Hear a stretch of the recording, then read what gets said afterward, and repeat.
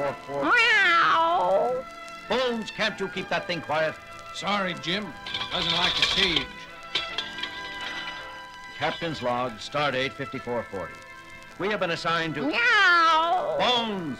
All right, Jim. I'll take it down to sick bay and house it with our experimental animals. Just remember, I was prepared to treat an ambassador, not to babysit an ill-tempered tabby. I understand, Bones. We're all upset about it. Yeoman, give me a hand with this, will you, please? Yes, sir. I confess, Captain, that for a change, I find myself empathizing with Dr. McCoy. This is a considerable disappointment. For me, too, Spock. Captain's log, stardate 5440.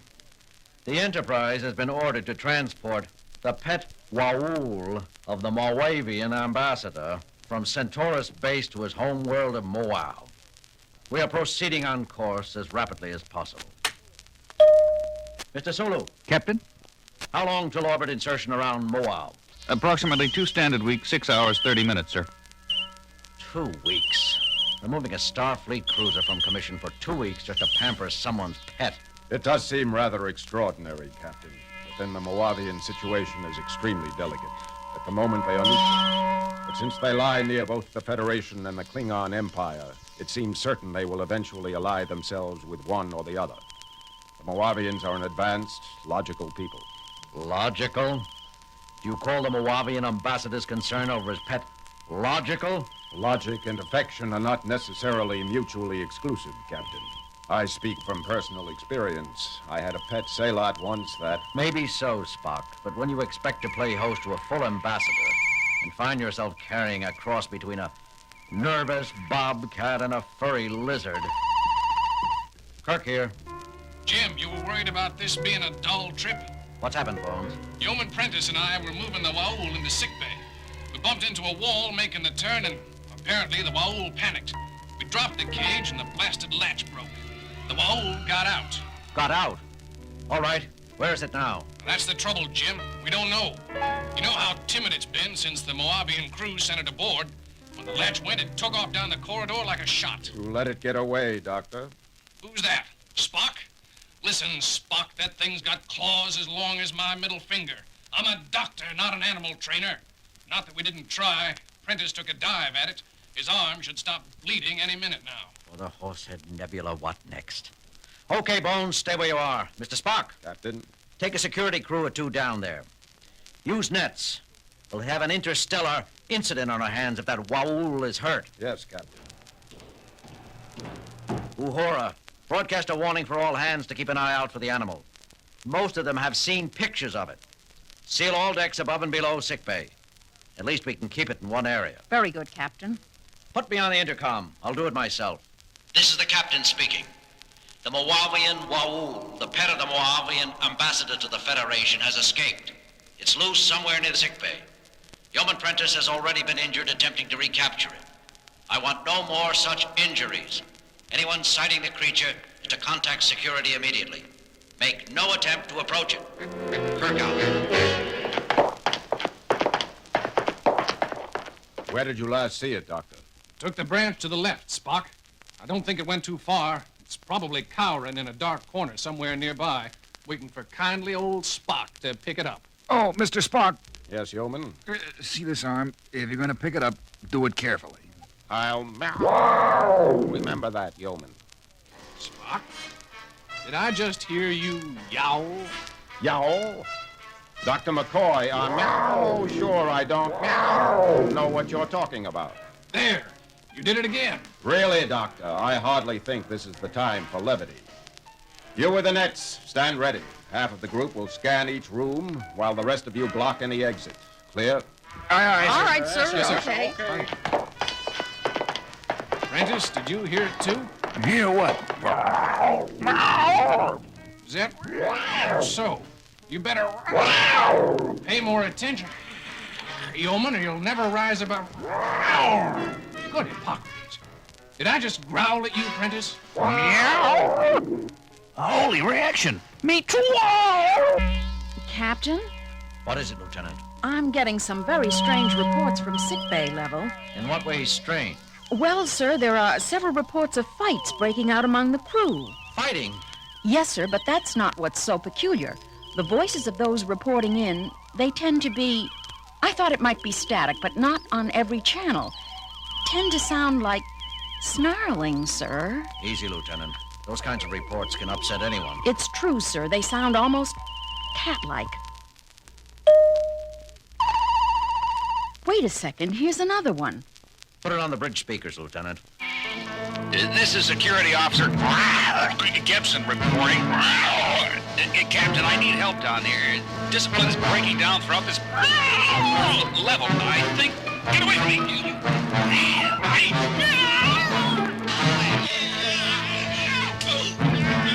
Gibson, this is the captain speaking. Report. That's enough, Lieutenant. Monitoring all calls. Refer them to security. Aye, sir. What do you make of it, Mr. Sulu? I don't know, sir. I never heard anything quite like it.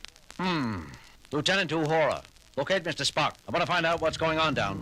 That won't be necessary, Captain. That you, Mr. Spock? What in heaven's name happened? Happened, Captain? Oh, you mean these scratches? Scratches?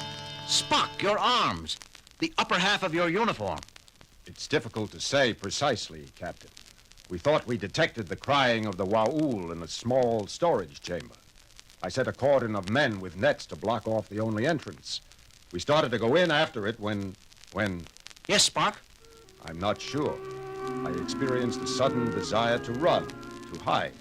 It was fear, but not in the logical sense. It was entirely instinctive and irrational. I found myself striking out around me, desperate. The others were doing the same. I saw everything through a red haze. Something was telling me I had to get away, get away, get out. Spock! Are you all right? I'm okay now, Captain. The influence seems to grow weaker as you move away from it. What influence? That, Captain, is exactly what I'd like to know. Captain, I told you to hold any further reports of conflict, Lieutenant. This isn't a combat report, sir. It's Dr. McCoy. Bones, put him through. Jim, what's going on? I've got cases of lacerations and bruises piling up down here faster than Chappell and I can treat them. Some of the injured are violent. I'm having a hard time keeping them under sedation. Bones, did you just snarl? I guess I must have, Jim. Spock didn't notice it right away either. There's something that sneaks into your mind. Can you describe it? Some influence overpowers your emotions and thoughts. The sole urge is to strike out and run in blind panic. That's it. Panic. How about the source? I believe there is only one logical possibility, Captain. Just a minute, Bones. What, Mr. Spock? We are being subjected to a mass telepathic projection of considerable raw power, a projection emphasizing panic and fear. There is only one entity aboard which could be expected to be experiencing such feelings, the Moavian Moauv. Bones, did you? I heard, Jim. And I wish somebody would do something about it fast. The thing's strength seems to be increasing. Our latest cases are requiring heavier and heavier sedation. Do the best you can, Bones. I'll get back to you. Suggestions, Mr. Spock? We have little information on Moauv and less on this creature. I recommend contacting the Waul's owner for instructions. The ambassador? Spock, you know I can't do that. Moauv is a diplomatic flashpoint. If we get in touch with them and confess we can't even handle a single pet, what are they going to think of our capabilities? More than they will if we never arrive. What do you mean, Spock? I can feel it again, Captain. The influence. Dr. McCoy is right, as far as he goes. As the violence around it increases, the Moauv becomes more frightened. The more frightened it becomes, the stronger its defensive projection grows. We could lose control of the Enterprise. You really think it could go that far, Spock? You see, Captain, soon even coherent speech will become impossible. Lieutenant Uhura, contact Moauv. Get us through to the ambassador to the Federation. Do it yourself, Captain. Uhura, I'm sorry, sir. Something just... forget it. I have contact, sir. Put him on the screen. This is Ambassador Ovid speaking. Your trip is proceeding pleasantly, Captain? I'm afraid not, Mr. Ambassador. We have a bit of a problem. Your pet was accidentally set loose on board a little while ago. He was? Escaped? Captain, I'm shocked. Not as shocked as I am at you, Mr. Ambassador. Do you know that it's against Federation law to transport an animal which can endanger the lives of a crew without suitable pre-notification? But, Captain Kirk, Ewas is no danger if he is kept in his cage and properly treated. You didn't plan all this then? Plan, Captain? I don't know what you mean. It would be an excellent way of testing our mental strength. Captain Kirk, I resent your insinuations. I shall file a formal protest with your government. Excellent. It'll go well with my report. Come now, Captain. Such unpleasantness isn't like you. Are you by chance feeling out of sorts? As if you didn't know. How do we go about recapturing your Moauv? That does present a problem, doesn't it? The more frightened Iwas becomes, the harder it will be to approach him while retaining one's own thoughts. How long has he been free? Spock? About 40 minutes, Captain, I should guess. 2/3 of a ship hour, Mr. Ambassador. A long time. How about telling us how to shorten it? But that's just it, Captain Kirk. You see, we don't know how to recapture a terrified Moauv either. The only thing I can suggest is to get within, let's see, 300 of your meters of him and shoot him full of PAC-M or LQ tranquilizer. A Moavian drug, Captain. I doubt we have any aboard. Even if we did, we can't shoot around 300 meters of corners. I am sorry for you then, Captain. You must let me know if you come up with a solution. And now you must excuse me. I have an important appointment with the Minister for Foreign Affairs. Wait a minute, you can't just... Transmission terminated, sir. I'm attempting to reestablish, but they don't acknowledge. Keep trying. Mr. Spock? I see no choice but to make another attempt at the Mets. All right. Good luck. Who needs it? Sorry, Captain. The influence. I know, Mr. Spock. I can feel it myself now. Lieutenant, any luck? No, sir. I will continue to... Never mind. Get me sickbay. Sick bay. Dr. McCoy here. Bones, the Moavian ambassador said a couple of strains M or LQ of a tranquilizer called PAC would put the Moauv under. Hack? Never heard of it. We've had practically no exchange of information yet with Moavian medical personnel, let alone veterinarians. Check the medical computer anyhow. Maybe there's a hypothesized Federation analog. I'll try, Jim, but we're pretty busy down here. I need that drug, Bones. I'll see what I can dig up. Sick bay out. Mr. Sulu, take the helm. I'm going with Mr. Spock. Yes, sir. Uhura, if you or Sulu find yourselves going under the influence of this thing, put out an automatic mayday describing our situation. Yes, sir. Yes, sir. This the corridor? For Spock? Yes, Captain. You can fight it a little, but it digs at you, pounds away like a hammer. Like a hammer? Spock, I just had an urge to take a swing at you. I am experiencing similar leanings towards belligerent action, Captain. We should be nearing the Moauv's last known hiding place. It's now growing stronger, Mr. Spock. I can't... It's just sitting there, Spock. Yes, Captain. It's truly frightened. Just another few meters, Captain. Get it on yourself, Spock. Captain, must get away! Get away! Tear, kill!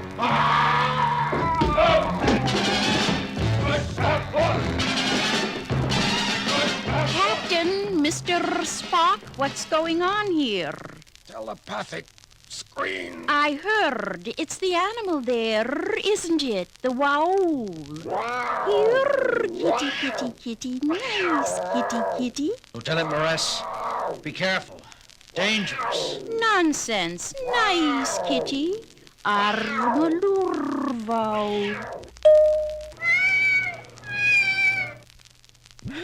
Mr. Spock, you all right? Yes, Captain. I must report myself under arrest for assaulting... No, Spock. You had no control over your thoughts. Is this poor, scared little furball what's been causing all the ruckus? Listen to it purr, Spock.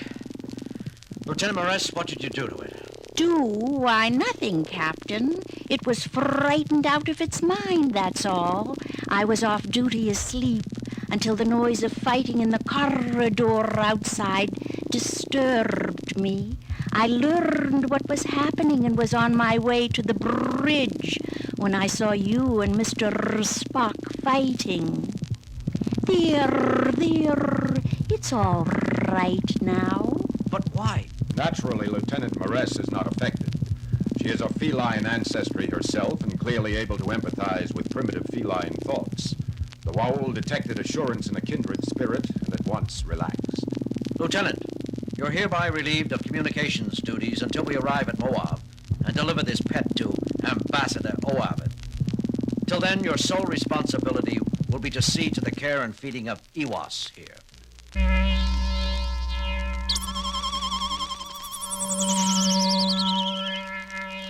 Captain, have you managed to... Iwas is safe and content, Mr. Ambassador. Lieutenant Maress, one of our communications officers, is a Cation.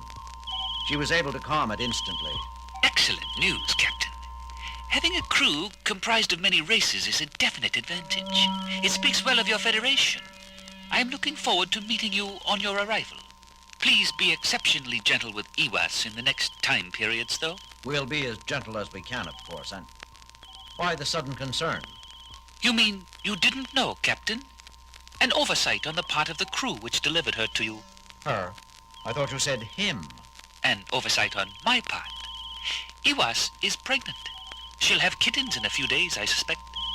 You can expect to have between 6 and 10 additional little Waouls before you arrive here at Moauv. Carry on, Captain. Mr. Spock, inform Lieutenant Maress she's about to become a mother. Inform Dr. McCoy also. And tell him to be careful during delivery. We wouldn't want either mother or children to get frightened, would we? No, Captain. Wow.